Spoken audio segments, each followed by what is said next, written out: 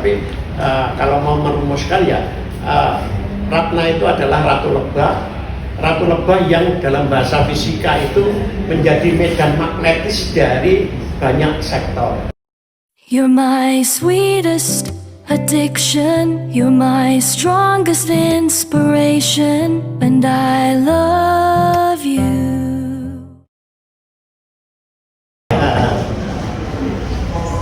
Saya mengenal Mbak Ratna mungkin kisaran awal 80-an ketika mahasiswa.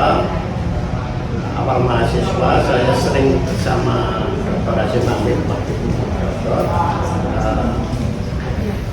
Dr. Hasyim Amir itu salah satu sentrum kebudayaan di Malang, karena orang-orang penting di Republik ini kemudian hari macam Butet, M. Ainun Najib, Suprapto Surya Sudarmo, Kunto Wijoyo, Umar Khayyam itu akan datang ke situ, sehingga banyak orang datang.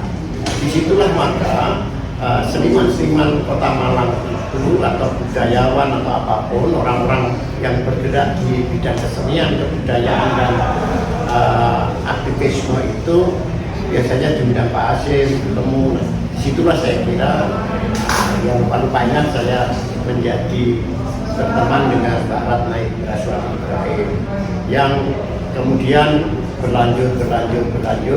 Kebetulan juga MH dan lain-lain itu juga selalu bertandang ke Ponorogo itu.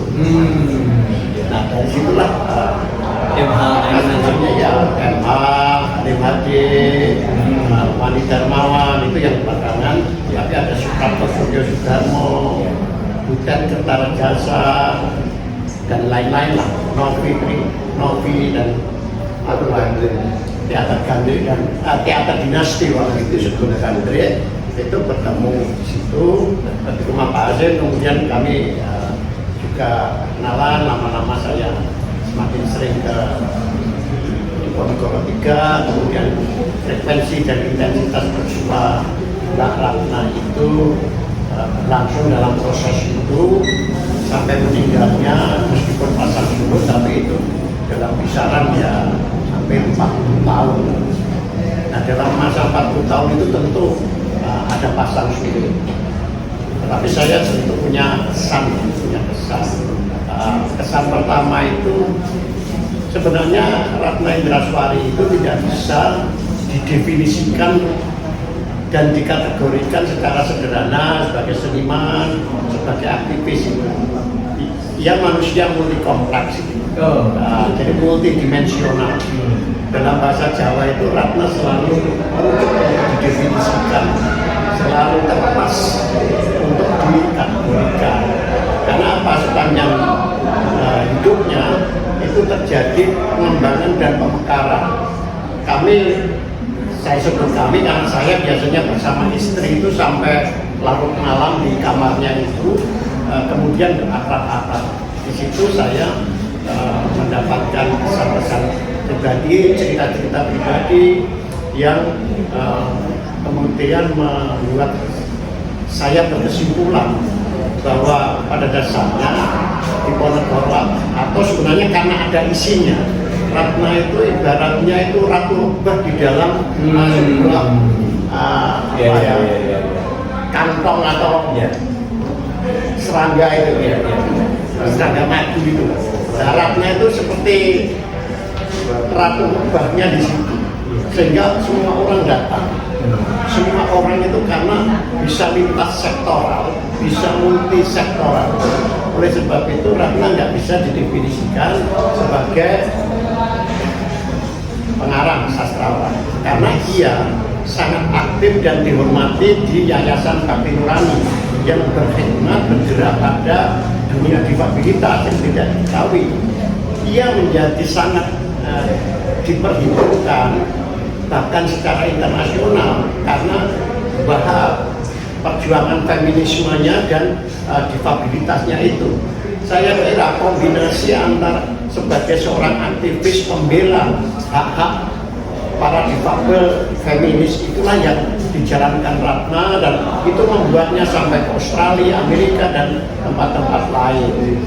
Nah, ini juga peran yang dimainkan.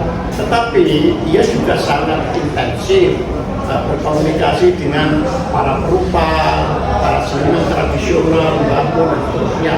Itulah yang membuat dia mungkin seorang, sekarang itu mungkin penjangkar budaya. Orang menyebutnya cultural blogger. Ya. Nah, kemudian dia juga berteman dengan para aktivis. Banyak sekali aktivis, mulai sekarang kepala staf kantor wakil presiden, si Erani, kemudian yang lain-lain itu kan adalah produk di situ. Ya, selain wartawan, dan kalau wartawan terlalu banyak karena itu aji dari ya wajar. Jadi ada banyak peran sosial yang telah diraih dan dimainkan Ratna secara efektif. Tadi Mas Malik sudah menyampaikan karena difabilitasnya. Bagi saya setelah SMP ya, setelah SD itu kakinya tidak berkembang lagi, tangannya tidak, kemudian perutnya juga tidak sempurna. Meskipun dia bercerita tentang gugatan-gugatan eksistensial, gugatannya kepada Tuhan, gugatannya kepada hal-hal yang supranatural yang dianggap berkuasa, itu saya lihat SMP, SMA itu sudah selesai. Dia pernah berkata, saya teriak, saya menggebrak-gebrak seperti apapun, tidak akan kembali kaki saya jadi itu, tangan saya tidak akan kembali ada, dan perut saya tidak akan lagi sempurna. Ya sudah selesai. Karena itu perjuangan saya adalah perjuangan gagasan dan perjuangan pemikiran itu.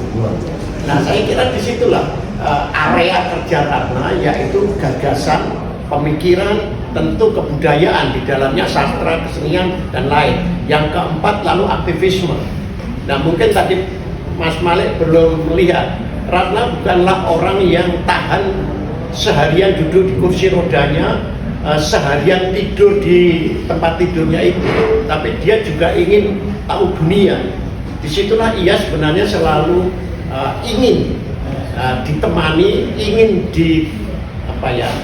dibantu, bukan dibantu, sebenarnya hanya menjadi perantara saja untuk berkeliling ke berbagai daerah. Karena itu Ratna dalam, ini bukan permakluman tapi dorongan bagi kita yang normal begini, dalam kondisi difabilitasnya ia memiliki daya jelajah sektoral dan fisikal yang sangat luas. Karya-karya Ratna itu sering didasarkan pada riset yang sangat intensif. Berapa puluh kali ia harus datang ke daerah pecinan untuk menulis novel pecinan. Berapa puluh kali harus datang ke Lemah Tanjung, Lambau itu untuk menulis Lemah Tanjung. Tidak kurang-kurang juga diteror oleh aparat keamanan pada saat itu ketika membela dua orang penting yang menjadi tokoh penting juga di dalam novel itu, yaitu Windase dan Mas Rahmat, yang sampai kemudian dikucilkan pada hari-hari akhirnya. Tapi pembelaan, jadi saya kira begitu banyak peran sosial yang dimainkan oleh Ratna yang berkisar pada 4 area, gagasan, pemikiran, kebudayaan dalam arti seluas, kemudian aktivisme.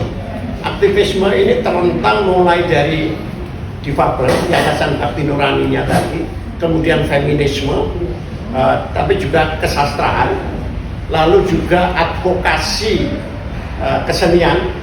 Jadi dia sering pergi ke rumah Mbah Mun, Kedung Monggo, dia pergi ke Pak Soleh, Tumpang, dan tempat-tempat lain dalam kondisi seperti itu. Jadi saya kira orang-orang seperti kita ini harus malu kalau tidak punya daya jelajah seperti Ratna.